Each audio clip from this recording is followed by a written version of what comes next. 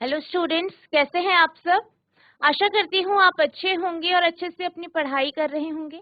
मैं मोनिका रावत आपका स्वागत करती हूँ आईसीटी वर्चुअल क्लासरूम देहरादून में। बच्चों, आज हम क्लास 10th का जो आपका सब्जेक्ट है साइंस, उसका चैप्टर इलेक्ट्रिसिटी यानी विद्युत को कंटिन्यू करेंगे। तो बच्चों, जैसे कि आप जानते हैं कि जो है हमारे जो आजकल लेक्चर चल रहे हैं वो आपके एग्जाम के जो है स्पेसिफिक हैं। आपको जो इम्पोर्टेंट टॉपिक्स हैं, जितने भी इम्पोर्टेंट आपके एग्जाम के पॉइंट ऑफ व्यू से जितने भी टॉपिक हैं उन्हें आपको पढ़ाया जा रहा है। तो बच्चों, इस चैप्टर में हमने अभी तक ये देखा कि इलेक्ट्रिसिटी क्या होती है। ठीक है, हमने ये जाना जो आपका पोटेंशियल डिफरेंस यानी विभव अंतर क्या होता है, विद्युत विभव क्या होता है। इसके आगे के जो टॉपिक हैं उन्हें आज हम डिस्कस करेंगे। तो बच्चों, अब हम चलते हैं अपने स्मार्ट बोर्ड की तरफ।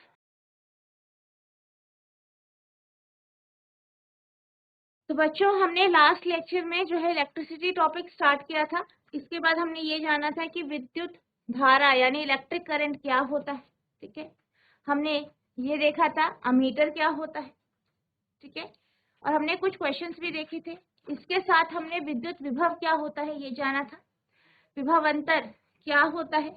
ठीक है, और हमने इस टॉपिक को जो है पढ़ लिया। अब हम बात करते हैं वोल्ट मीटर की। तो बेसिकली जब भी हम वोल्ट मीटर की बात करते हैं तो वोल्ट मीटर क्या है, ये एक ऐसा डिवाइस है।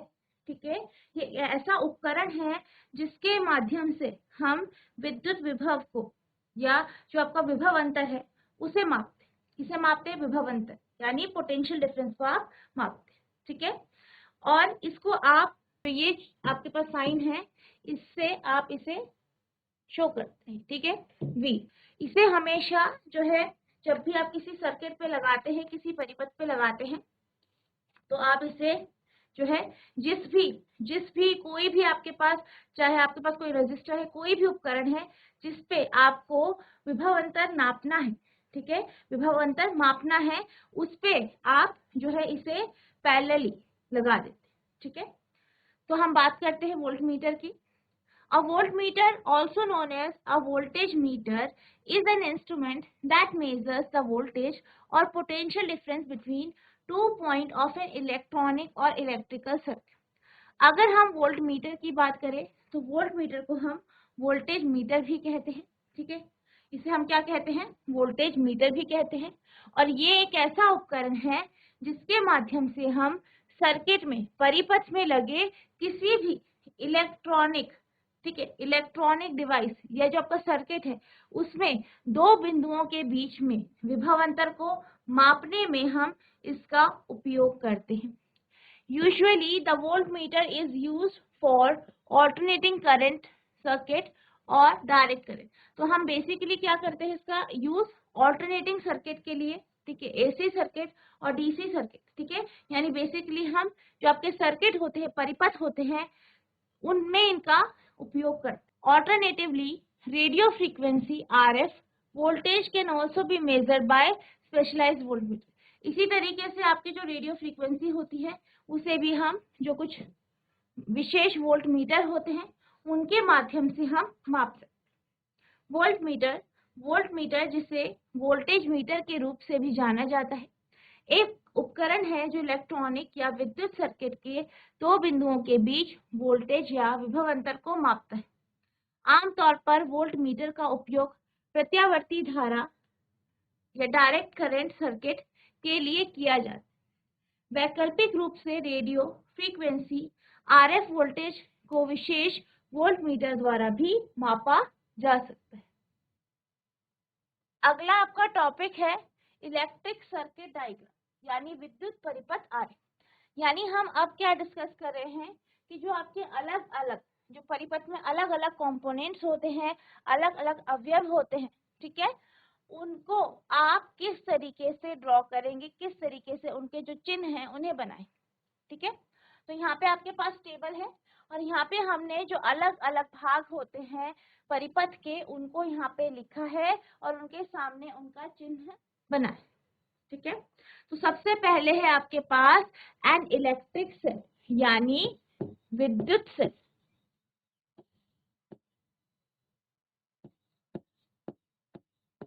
ठीक है।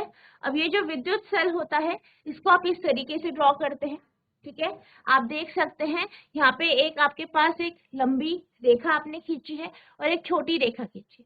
यहाँ पे जो लंबी रेखा है, ठीक है, यहाँ पे इस तरीके से लंबी रेखा जो है ये पॉजिटिव टर्मिनल यानी धनात्मक टर्मिनल या धन टर्मिनल को शो करती है, और जो दूसरा है छोटी लाइन वो ऋणात्मक या ऋण टर्मिनल जो है या नेगेटिव टर्मिनल जो है उसे शो करती है। नेक्स्ट है आपके पास अ बैटरी और अ कॉम्बिनेशन ऑफ सेल।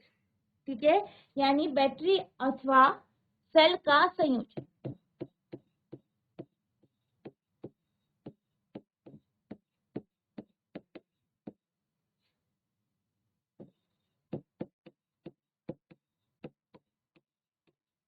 तो जैसे कि आप जानते हैं कि जो आपकी बैटरी होती है, ठीक है, जो बैटरी होती है वो क्या होती है, बहुत सारे सेलों को मिला के बनती है। ठीक है, तो उनको आपस में संयोजित करके उनको जोड़ के हमारी बैटरी बनती है। तो आप यहाँ पे देख सकते हैं कि यहाँ पे आपको जो है 3 सेल वाली बैटरी दर्शाई गई है। 3 सेल दिख रहे हैं आपको, 1 2 3 सेल हैं और तीनों क्या है, एक दूसरे से जुड़े। ठीक है, पहले सेल का जो नेगेटिव टर्मिनल है या ऋणात्मक या ऋण टर्मिनल जो है वो दूसरे सेल के धन टर्मिनल से जुड़ा है। इसी तरीके से दूसरे सेल का जो ऋण टर्मिनल है या नेगेटिव टर्मिनल है वो तीसरे सेल के धन टर्मिनल से जुड़ा। ठीक है, इस तरीके से आप बैटरी या सेल का संयोजन करते हैं, और जो आपका इसमें जब आप इसे कनेक्ट करते हैं, जोड़ते हैं, तो एक श्रेणीबद्ध तरीके से, ठीक है, श्रेणीक्रम तरीके से या सीरीज में आप इन्हें जोड़ते हैं। तो ये आपका बैटरी का सिंबल है या बैटरी का चिन्ह है। नेक्स्ट है आपका प्लग की और स्विच ओपन, यानी प्लग कुंजी अथवा स्विच जो कि कैसी है, ओपन है यानी खुली है। ठीक है, तो जब भी आप जो है प्लग की या प्लग कुंजी और स्विच बनाते हैं और ओपन सर्किट में दिखाते हैं, यानी आपको की जो है वो खुली हुई दिखानी। खुली का मतलब क्या है कि जो सर्किट है वो टूटा है, आपकी जो धारा है इससे प्रवाहित नहीं हो रही। तो आप कैसे दर्शाते हैं, इस तरीके से। ठीक है, इस तरीके से आप इसे जो है बनाते हैं। ठीक है, नेक्स्ट है आपका प्लग की और स्विच क्लोज, यानी प्लग कुंजी अथवा स्विच। और इस कंडीशन यहाँ पे क्या बताया गया है कि जो स्विच है वो कैसा है, क्लोज्ड है यानी बंद है, यानी सर्किट कैसा है, पूर्ण है या कंप्लीट।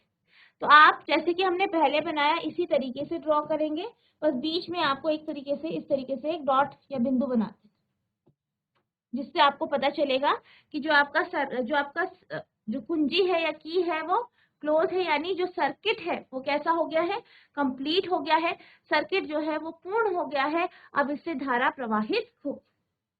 नेक्स्ट है अ वायर जॉइंट। ठीक है, नेक्स्ट क्या है, वायर जॉइंट यानी तार संधि। वायर जॉइंट यानी तार संधि, यानी वो हिस्सा बताया गया है जहां पे आप तारों को ज्वाइंट करते हुए या तारों को जोड़ते हुए दिखाते हैं। तो आप इस तरीके से इसे ड्रॉ करते हैं। ठीक है,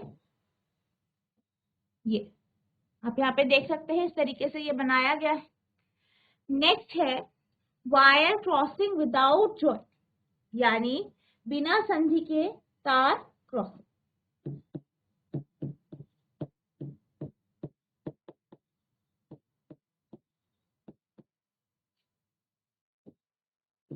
ठीक है, यानी यहाँ पे क्या हो रहा है, जो तारे हैं, जो वायर हैं, वो एक दूसरे के साथ जुड़ी हुई नहीं है, वो उनको एक दूसरे के साथ ज्वाइन नहीं किया गया, वो जुड़ी नहीं है, उनकी संधि नहीं की गई है, बल्कि वो एक के ऊपर दूसरी जा रही। ठीक है, तो आप उसे किस तरीके से दर्शाते हैं, इस तरीके से। ठीक है,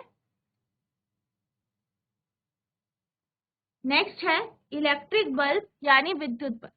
तो विद्युत बल्ब को आप इस तरीके से दर्शाते हैं।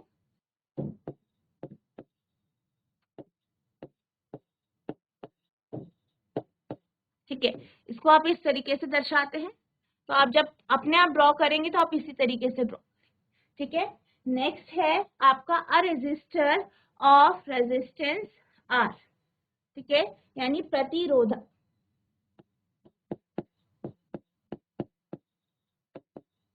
प्रतिरोधक यानी रेजिस्टेंस, जिससे सर्किट में प्रतिरोध जो है उत्पन्न किया जाए।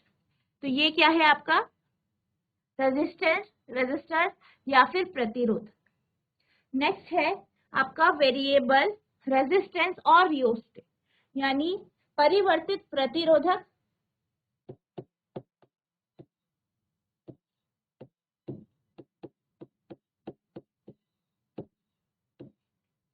अथवा धारा नियंत्रक।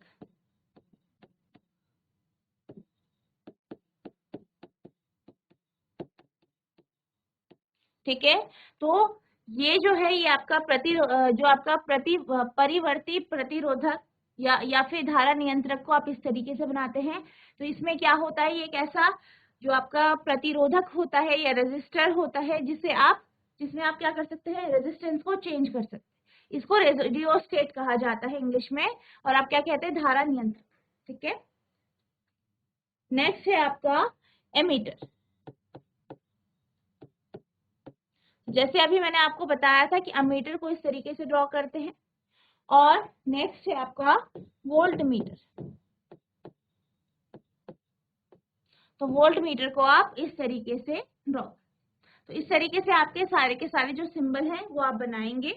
ठीक है, अब हम चलते हैं ओम्स लॉ की तरफ, यानी ओम का नियम। Ohm's law states that the voltage across a conductor is directly proportional to the current flowing through it, provided all physical conditions and temperatures remain constant. ओम के नियम के अनुसार यदि ताप और भौतिक अवस्थाएं नियत रखी जाएं तो किसी प्रतिरोधक या अन्य ओमीय युक्ति के सिरे के बीच उत्पन्न विभव अंतर उससे प्रवाहित धारा के समानुपाती होता है। आर को युक्ति का प्रतिरोध कहा गया है, इसका मात्रक ओम होता है। यानी बेसिकली क्या कहा गया है, ओम का लॉ क्या कहता है, ओम का जो नियम है वो क्या कहता है, वो ये कहता है कि अगर आपकी जो भौतिक अवस्थाएं हैं और जो तापमान है उसको आप कांस्टेंट रखते हैं, यानी नियत रखते हैं, तो जो आपका जो कोई प्रतिरोधक है या कोई युक्ति है उस पे जो है विभव अंतर जो उत्पन्न हो रहा है वो आपकी जो धारा इससे प्रवाहित हो रही है, यानी जो सर्किट से या परिपथ से धारा प्रवाहित हो रही है उसके समानुपाती होता है, यानी उसके जो है डायरेक्टली प्रोपोर्शनल होता है। ठीक है, क्या कहा गया है कि अगर कोई सर्किट है उसमें आपकी भौतिक अवस्थाएं और टेम्परेचर यानी तापमान को नियत रखा जाता है, कांस्टेंट रखा जाता है, तो उस युक्ति में जो विभव अंतर होता है, जो उसका आपका पोटेंशियल डिफरेंस होता है या वोल्टेज होता है, वो डायरेक्टली प्रोपोर्शनल होता है, यानी समानुपाती होता है किसके, उससे जो करंट फ्लो हो रही है, उससे जो धारा प्रवाहित हो रही है। ठीक है, और अगर हम बात करें प्रतिरोध की, ठीक है, तो जो आपका यहाँ पे क्या होता है, कांस्टेंट हम यूज करते हैं, कांस्टेंट ऑफ प्रोपोर्शनैलिटी जिसे बोलते हैं। ठीक है, जिसे आप आर से रिप्रेजेंट करते हैं, जिसे आप प्रतिरोधक कहते हैं या रेजिस्टेंस कहते हैं, और इसका जो मात्रक होता है वो ओम होता है। ठीक है, और इसे इस सिंबल से रिप्रेजेंट किया जाता है। अब हम ओम के नियम को देखते हैं। तो बेसिकली क्या कहा गया है कि जो आपका V है यानी पोटेंशियल डिफरेंस, यानी वोल्टेज या विभव अंतर, ये डायरेक्टली प्रोपोर्शनल है, समानुपाती है किसके, उस युक्ति से जो धारा प्रवाहित हो रही है उसके। तो अब क्या करेंगे आप, इसको जो है इसे इक्वल टू में कन्वर्ट कर देंगे, इक्वल टू में परिवर्तित कर देंगे। तो ये हो जाएगा V बराबर, इसकी जगह आ जाएगा कांस्टेंट R जो कि आपका रेजिस्टेंस है या जिसे आप क्या कहते हैं, प्रतिरोध कहते हैं, और I। ठीक है, या V इक्वल्स टू I। ठीक है, तो ये आपका क्या है, ये आपका ओम्स लॉ है या ओम का नियम है, और ये आपका काफी इंपॉर्टेंट टॉपिक है। तो इसके बेस में जो है, जो आपको यहाँ पे फॉर्मूला बताया गया है, इसके बेस में आपके न्यूमेरिकल बनते हैं। अब अगर हम इसके ग्राफ की बात करें तो उसका इस तरीके से स्ट्रेट लाइन ग्राफ होता है, इस तरीके से, ठीक है। क्योंकि आप ये जानते हैं कि जो आपका वोल्टेज है या विभव अंतर है वो धारा के क्या है, समानुपाती है। तो जिस कारण जैसे जैसे करंट बढ़ेगा विभव अंतर भी बढ़े, ठीक है। तो इस तरीके से आपका जो है ग्राफ इस केस में बने। The potential difference across two ends of a conductor is 1 volt and the current through it is 1 amp. Then resistance R of the conductor is 1. यदि किसी चालक के दोनों सिरे के बीच विभव अंतर 1 वोल्ट है तथा उससे 1 एम्पियर विद्युत धारा प्रवाहित होती है, तब उस चालक का प्रतिरोध 1 ओम होता है। यानी कोई भी चालक है उसका प्रतिरोध 1 ओम कब होगा, उसका प्रतिरोध 1 ओम तब होगा अगर इस चालक के दोनों सिरे में जो विभव अंतर, ठीक है, जो पोटेंशियल डिफरेंस है वो 1 वोल्ट यानी 1 वोल्ट हो जाए और जो इससे धारा प्रवाहित हो रही, ठीक है, उससे जो धारा प्रवाहित हो रही है वो 1 एम्पियर हो जाए, तो आपका ये बराबर हो जाता है 1 ओम, ठीक है। The current through a resistor is inversely proportional to resistance. अब जैसे कि यहाँ पे आपने क्या देखा कि V equals to IR है, ठीक है। अब अगर हम इसको इस तरीके से लिखे V upon R equals to I, ठीक है, V upon R equals to I आप इस तरीके से लिख सकते हैं। तो आप यहाँ पे से क्या समझ सकते हैं, फिर आप ये समझते हैं कि जो आपका रेजिस्टर है, ठीक है, अगर रेजिस्टेंस की बात करें तो रेजिस्टेंस कैसा होता है, रेजिस्टेंस जो है इनवर्सली प्रोपोर्शनल है, ठीक है, इनवर्सली प्रोपोर्शनल है करंट के। इसका अर्थ क्या है, अगर रेजिस्टेंस ज्यादा होगा किसी भी युक्ति में, किसी भी कंपोनेंट में अगर रेजिस्टेंस या प्रतिरोध ज्यादा है तो उससे जो धारा प्रवाहित होगी वो कम होगी, ठीक है। अगर रेजिस्टेंस कम है तो धारा ज्यादा प्रवाहित होगी। तो आप देख सकते हैं इनके बीच में कैसा रिलेशन है, इनवर्स रिलेशन, ठीक है, उल्टा रिलेशन, ठीक है। The current through a resistor is inversely proportional to its resistance. If the resistance is double the current gets half. अब अगर हम इसका जो प्रतिरोध है उसे दुगना कर दें, ठीक है, तो क्या होगा, करंट कैसा हो जाएगा, धारा कितनी हो जाएगी, आधी हो जाएगी, क्योंकि दोनों क्या है, inversely proportional. In many practical cases, it is necessary to increase or decrease the current in an electric circuit, ठीक है। तो क्या होता है, जब भी आप कोई परिपथ बनाते हैं, प्रैक्टिकल केस में कोई भी परिपथ या सर्किट बनाते हैं, तो कई बार आपको वहां पे करंट को बढ़ाना या घटाना पड़ता है, ठीक है। तो इसके लिए किसका उपयोग किया जाता है, वेरिएबल रेजिस्टेंस या रियोस्टेट का उपयोग किया जाता है। जैसे कि अभी हमने सिंबल पढ़ा था रियोस्टेट, ठीक है, आपका जो है धारा नियंत्रक, ठीक है, वेरिएबल रेजिस्टेंस धारा नियंत्रक जो है, तो इसका हम उपयोग करते हैं ताकि हम रेजिस्टेंस को या प्रतिरोध को परिपथ में बढ़ा या घटा सके। A component used to regulate current without changing the voltage source is called variable resistor. अब एक ऐसी युक्ति, ऐसा उपकरण जिसके माध्यम से बगैर वोल्टेज को, बगैर विभव अंतर या वोल्टेज को बदले हुए अगर हम करंट को या धारा को नियंत्रित कर सकते हैं, तो वो किसके माध्यम से कर सकते हैं, वेरिएबल रेजिस्टर, ठीक है, यानी प्रतिरोध नियंत्रक, या आप कह सकते हैं रियोस्टेट के माध्यम से। ये एक ऐसी युक्ति है जिसके माध्यम से सर्किट में आप बगैर वोल्टेज सोर्स या विभव अंतर को बदले हुए या वोल्टेज को बदले हुए आप धारा को नियंत्रित कर सकते हैं। In an electric circuit, a device called rheostat is often used to change the resistance in the circuit. ठीक है, तो विद्युत परिपथ में रियोस्टेट नामक उपकरण का उपयोग अक्सर परिपथ में प्रतिरोध को बदलने के लिए किया जाता है। किसी प्रतिरोधक के माध्यम से प्रवाहित धारा उसके प्रतिरोध के व्युत्क्रमानुपाती होती है। यदि प्रतिरोध दुगना कर दिया जाए तो धारा आधी हो जाती है। कई व्यवहारिक मामले में विद्युत परिपथ में धारा को बढ़ाना या घटाना पड़ता है। वोल्टेज स्रोत को बदले बिना करंट को नियंत्रित करने के लिए उपयोग किए जाने वाले घटक को परिवर्तनीय प्रतिरोध या नियंत्रित प्रतिरोध कहते हैं। विद्युत परिपथ में रियोस्टेट नामक उपकरण का उपयोग अक्सर परिपथ में प्रतिरोध को बदलने के लिए किया जाता है। ठीक है, तो अभी तक हमने ये जाना कि ओम का नियम क्या होता है, हमने सिंबल्स देखे और वोल्ट मीटर के बारे में समझा। ठीक है, अब हम चलते हैं अपने अगले टॉपिक की तरफ, जो है आपका factors on which resistance of a conductor depends, यानी वह कारक जिन पर एक कंडक्टर का प्रतिरोध निर्भर करता है। ठीक है, कोई भी कंडक्टर, कोई भी चालक है, ठीक है, कोई भी क्या है, चालक या कंडक्टर है, उसका प्रतिरोध किन कारकों पर निर्भर करता है, इसकी हम बात करते हैं। तो जो किसी भी चालक का जो प्रतिरोध होता है वो उस कंडक्टर की या उस चालक की लंबाई के ऊपर निर्भर करता है। ठीक है, लेंथ के ऊपर निर्भर करता है, एरिया ऑफ क्रॉस सेक्शन के ऊपर निर्भर करता है। ठीक है, और उस जो वो आपका मटेरियल है या जो आपका पदार्थ है, ठीक है, उस पदार्थ की प्रकृति कैसी है, उसका नेचर कैसा है, इसके ऊपर निर्भर करते हैं।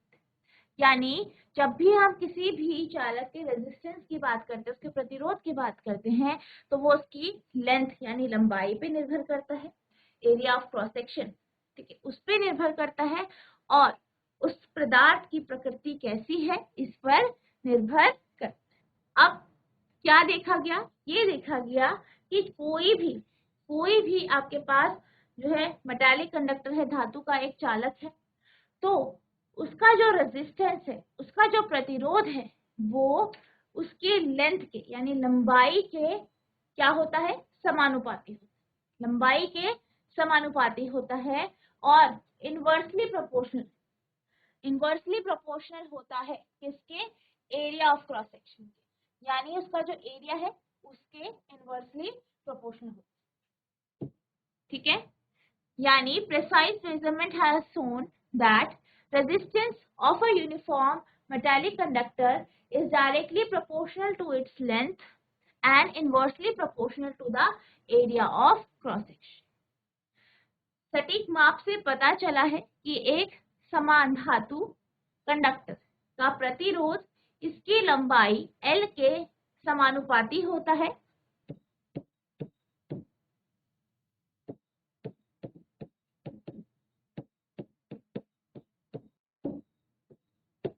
और क्रॉस सेक्शनल एरिया या क्रॉस सेक्शन के क्षेत्र के व्युत्क्रमानुपाती होते। ठीक है, यानी R जो है वो क्या है, डायरेक्टली प्रोपोर्शनल है L के, समानुपाती है L के, और R जो है वो इनवर्सली प्रोपोर्शनल है, ठीक है, किसके, एरिया ऑफ क्रॉस सेक्शन। तो इन दोनों से हमें क्या मिला, R is directly proportional to, यानी R क्या है, समानुपाती है L अपॉन A के। ठीक है, अब हम क्या करेंगे, इस साइन को हटा देंगे, चिन्ह को हटाएंगे, तो हमारे पास इक्वल टू आएगा, और एक कांस्टेंट वैल्यू आएगी, स्थिरांक आएगा रो L अपॉन A। तो R equals to rho L upon A हो जाएगा, और यहाँ पे जो रो है वो क्या है, वो कांस्टेंट ऑफ प्रोपोर्शनैलिटी है, यानी एक जो है अनुपातिकता का जो है स्थिरांक, क्या है, एक तरीके का कांस्टेंट है, स्थिरांक है, और इसे हम क्या कहते हैं, electrical resistivity of a material of the conductor.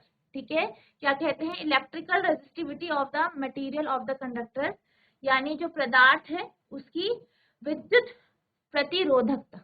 ठीक है, पदार्थ की विद्युत प्रतिरोधकता। अब अगर हम इसकी एसआई यूनिट की बात करें, एसआई मात्रक की बात करें, तो इसका एसआई मात्रक जो है वो रोह मीटर होता है। ठीक है, और इससे आपको क्या पता चलता है कि जो पदार्थ है उसके गुण कैसे हैं, उसकी कैरेक्टरिस्टिक्स कैसे। ठीक है, जहां रोह अनुपातिकता का स्थिरांक है, और इसे कंडक्टर की पदार्थ की विद्युत प्रतिरोधकता कहा जाता है। प्रतिरोधकता की एसआई मात्रक ओम मीटर है, यह सामग्री का एक विशिष्ट गुण है। तो बच्चों अभी हमने जो है कुछ टॉपिक्स पढ़े, ठीक है, उनके बेस में आपको यहाँ पे क्वेश्चन दिया गया है, इसे सॉल्व, ठीक है। तो आपको यहाँ पे क्वेश्चन दिया गया है, ठीक है, जो कि अभी तक जो भी आपने पढ़ा है, जितने फॉर्मूले पढ़े हैं उसके अकॉर्डिंग आपको ये क्वेश्चन दिया गया है और आपको इस क्वेश्चन को क्या करना है, सॉल्व करना। तो आपका क्वेश्चन है, how much current will an electric bulb draw from a 220 volt source if the resistance of the bulb filament is 1200 ohm? यदि बल्ब फिलामेंट का प्रतिरोध 1200 ओम है तो 220 वोल्ट स्रोत से एक विद्युत बल्ब कितना विद्युत प्रभाव खींचे, विद्युत धारा खींचेगा, यहाँ पे धारा है, ठीक है। तो यानी आपको क्या दिया गया है, आपको प्रतिरोध दिया गया है कि कितना प्रतिरोध है, रेजिस्टेंस दिया गया है, आपको स्रोत, जो स्रोत है, जो सोर्स है, उसका वोल्टेज दिया गया है, ठीक है, उसका वोल्टेज दिया गया है, और आपको क्या निकालना है कि धारा कितनी प्रवाहित होगी, या फिर जो आपका बल्ब है वो कितनी धारा खींचे, ठीक है। तो ये सब आपको यहाँ पे दिया गया। सबसे पहले हम एक फर्स्ट पार्ट हमने डिस्कस किया, तो इसे हम सॉल्व करते हैं। तो सबसे पहले आपको इसमें क्या क्या दिया गया है वो आपको नोट डाउन करें। सबसे पहले आपको यहाँ पे प्रतिरोध दिया है, यानी रेजिस्टेंस आर, यानी प्रतिरोध, जो कि आपको कितना दिया गया है, 1200 ओम। इसी के साथ आपको जो आपका विद्युत बल्ब है, ठीक है,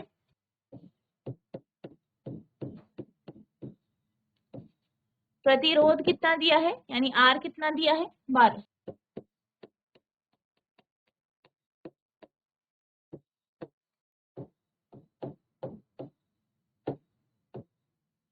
विद्युत विभव या वोल्टेज V कितना दिया है, 220 वोल्ट। अब क्या निकालना है आपको, विद्युत धारा,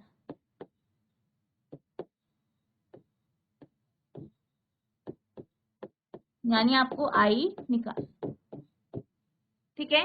तो आप यहाँ पे कौन, आपके पास V है, R है, आपको I निकालना है, तो यहाँ पे आप ओम का नियम लगाएंगे जो कि है V equals to I R, ठीक है।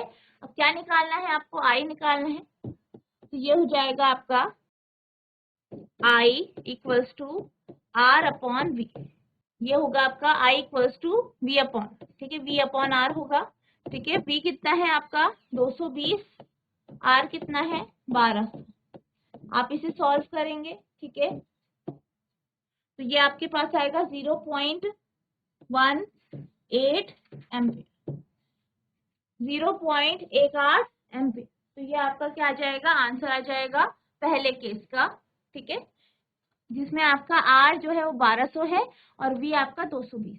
अब हम चलते हैं नेक्स्ट क्वेश्चन की तरफ। तो आपका अगला क्वेश्चन है, how much current will an electric heater coil draw from a 220 volt source if the resistance of the heater coil is 100 ohm? यदि हीटर कॉइल का प्रतिरोध 100 ओम है तो एक इलेक्ट्रिक हीटर कॉइल 220 वोल्ट स्रोत से कितना करंट या धारा खींचेगा, ठीक है। तो नेक्स्ट पार्ट में आपको क्या दिया गया है, प्रतिरोध दिया गया है, आर दिया गया है, V का मान दिया गया है, और आपको धारा यानी करंट निकालना। तो जो बी पार्ट है ये आप करेंगे, ठीक है। बी पार्ट जो है इस क्वेश्चन का आप कीजिए फटाफट और आंसर दीजिए। इसी तरीके से करना है जैसे आपका पहला पार्ट हुआ है, और आपको इसका जो है आंसर निकालना है। बी पार्ट में आपके पास जो प्रतिरोध है वो 100 ओम दिया गया है, और जो आपका V है यानी विद्युत विभव जो है या स्रोत का जो आपका वोल्टेज है वो आपको 220 वोल्ट दिया गया है। आपको धारा निकालनी यानी I का मान निकालना है, ऐसे ही निकालना है जैसे आपको यहाँ पे दिया गया है। ओम का नियम जो है उसका उपयोग करके आपको ये क्वेश्चन सॉल्व करना है। आपको ये वाला पार्ट करना है, सेकेंड पार्ट ऐसे ही करना है। क्या आपका सेकेंड पार्ट हो गया है, बी पार्ट जो है आपका हो गया है? अगर आपका दूसरा वाला जो पार्ट है वो कंप्लीट हो गया है तो हाथ खड़ा कीजिए,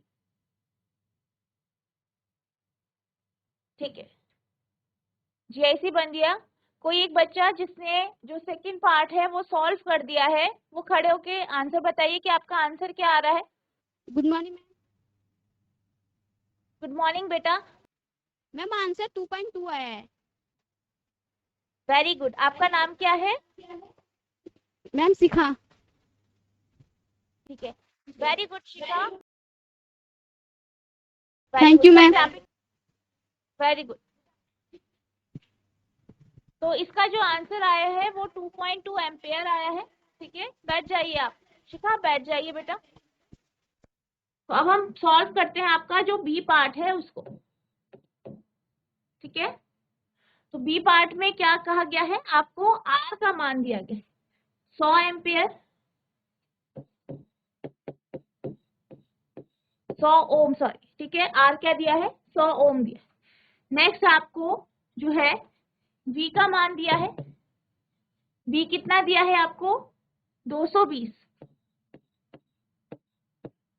ठीक है, तो आप यहाँ पे जो है ओम का नियम जो है वो लगाएंगे। V equals to I R होता है। तो V का मान है आपके पास, R है, I निकालना है, तो I बराबर हो जाएगा V अपॉन आर। तो I इक्वल्स टू V कितना है, 220, R कितना है आपका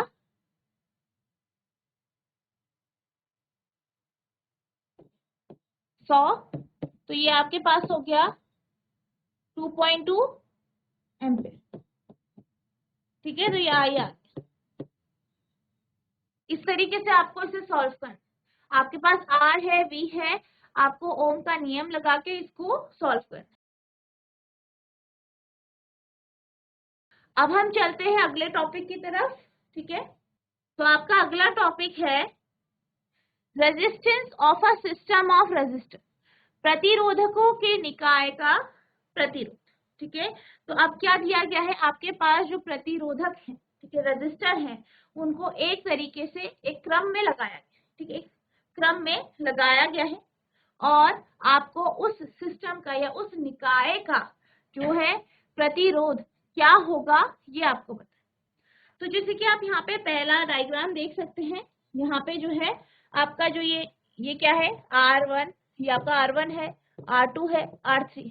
तो ये क्या है आपके, ये आपके रेजिस्टर से यानी प्रतिरोधक। ठीक है, अब ये किस तरीके से लगाए गए हैं, ठीक है, एक सीरीज में लगाए गए हैं, यानी श्रेणी क्रम तरीके से इन्हें संयोजित किया गया। ठीक है, तो कैसे लगाए गए हैं, श्रेणी क्रम तरीके से, मतलब एक जो है, एक फिर दूसरा उससे लगा है, फिर तीसरा उससे जुड़ा है। मतलब पहले वाला जो रजिस्टर है या प्रतिरोध है, प्रतिरोधक है, उसका एक सिरा दूसरे रजिस्टर से जुड़ा है, दूसरे प्रतिरोधक से जुड़ा है, दूसरे का एक सिरा तीसरे से जुड़ा है। यानी कैसे जुड़े हैं ये, आपके श्रेणी क्रम तरीके से। ठीक है, तो ये किस तरीके से जुड़े हैं,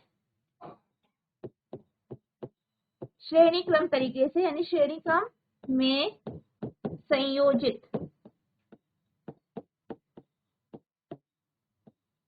प्रतिरोध। ठीक है, तो आप यहाँ पे सर्किट देख सकते हैं। अभी हमने सारे के सारे जो चिन्ह हैं उन्हें डिस्कस किया था, उनके बारे में देखा था। तो हमने बैटरी देखा था कि बैटरी आप किस तरीके से बनाते हैं, ड्रॉ करते हैं, की कैसा होता है। ठीक है, की जो कुंजी है वो कैसी है, खुली हुई बंद कुंजी कैसी होती है, ये बंद कुंजी है। ठीक है, फिर ये तार से जोड़ा गया है, तार से फिर आप देख सकते हैं एमीटर है, ये क्या है, ये एमीटर। और एमीटर को हम श्रेणी क्रम तरीके से लगाते हैं। ठीक है, तो यहाँ पे हमने इसे सीरीज में लगाया।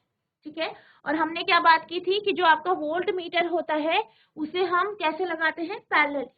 ठीक है, तो यहाँ पे हमने इसे दो बिंदुओं के बीच में लगाया, क्योंकि जब आप V से क्या करते हैं, विभव अंतर को मापते हैं, और विभव अंतर दो बिंदुओं के बीच में होता है। ठीक है, तो इस तरीके से आपका जो है वोल्ट मीटर लगता है। और यहाँ पे आपके पास R1, R2, R3 क्या है, प्रतिरोधक है। ठीक है, अब हम इसका देखते हैं कि इसका जो फॉर्मूला है जिसमें आप इस निकाय के लिए प्रतिरोध निकालेंगे तो वो किस तरीके से निकलेगा। अब यहाँ पे आपका क्या है, बैटरी जो है ये जुड़ी है। ठीक है, तो यहाँ से आपका क्या होगा, जो धन टर्मिनल है या पॉजिटिव टर्मिनल है, उधर से करंट जाएगा, करंट फ्लो करेगा, इससे पास हो। अब अगर हम R1, R2, R3 की बात करें तो तीनों में से जो धारा प्रवाहित होगी वो बराबर होगी। कितनी होगी? I।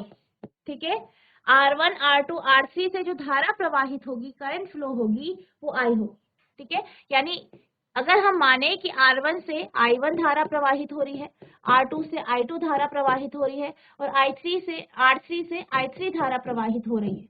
R1 से I1 धारा, R2 से I2 धारा, R3 से I3 धारा, तो तीनों क्या होंगी? बराबर होंगी। इस केस में जो धारा प्रवाहित होती है या जो करंट फ्लो होती है वो बराबर होती है। ठीक है, आई आप मान सकते हैं उसे।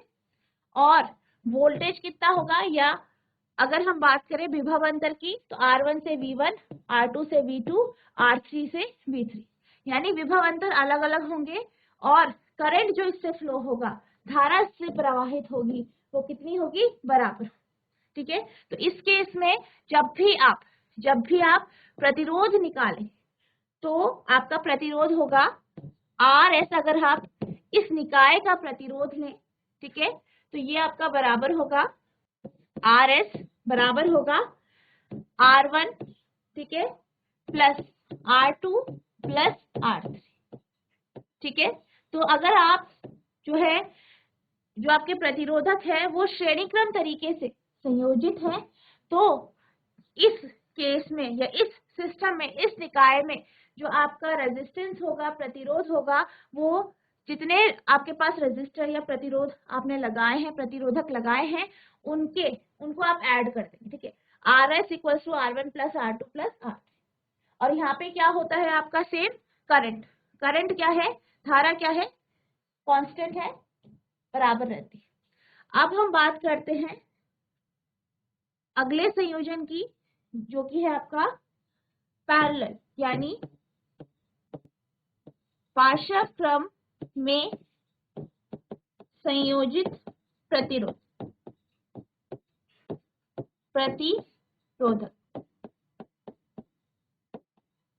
ठीक है, तो यहाँ पे किस तरीके से जुड़े हैं? R1, R2, R3 क्या है? आपके प्रतिरोधक। ठीक है, R1, R2, R3 प्रतिरोधक है और ये पार्श्व क्रम में यानी पैरेलली एक दूसरे से जुड़े। ठीक है, पैरेलली का मतलब क्या है? तीनों का एक बिंदु एक ही जगह से जुड़ा है और दूसरा बिंदु दूसरे जगह से, मतलब तीनों का जो पहला बिंदु है या पहला जो छोर है वो एक ही जगह में है, दूसरे का जो दूसरा छोर है उसका वो भी एक ही जगह में, यानी दोनों एक ही पॉइंट से, तीनों एक ही पॉइंट में जुड़े हैं। ठीक है, दोनों तरफ से तीनों एक ही पॉइंट में जुड़े हैं। अब इस केस में जो आपका V होता है, वोल्टेज होता है, ठीक है, वो तीनों के लिए बराबर होता है। ठीक है, अगर हम R1 में वोल्टेज ले V1, R2 का V2 और R3 का V3, तो तीनों बराबर होता है V के। ठीक है, और अगर हम करंट की बात करें तो इस केस में जो करंट होती है, यानी जो धारा जो प्रवाहित होती है, वो R1 से I1 होगी, R2 से I2 होगी और R3 से I3 होगी। यानी इस केस में जो वोल्टेज है वो बराबर होता है। ठीक है, और जब आप श्रेणी क्रम तरीके की बात करते हैं उसमें I बराबर होता है। ठीक है, तो इस केस में अगर हम प्रतिरोध देखें इस कॉम्बिनेशन के लिए, इस संयोजन के लिए, तो 1/RP अगर आप इसे लेते हैं, यानी RP जो है वो आपका क्या है? इस संयोजन के लिए जो है प्रतिरोध है, तो 1/RP हो जाता है बराबर 1/R1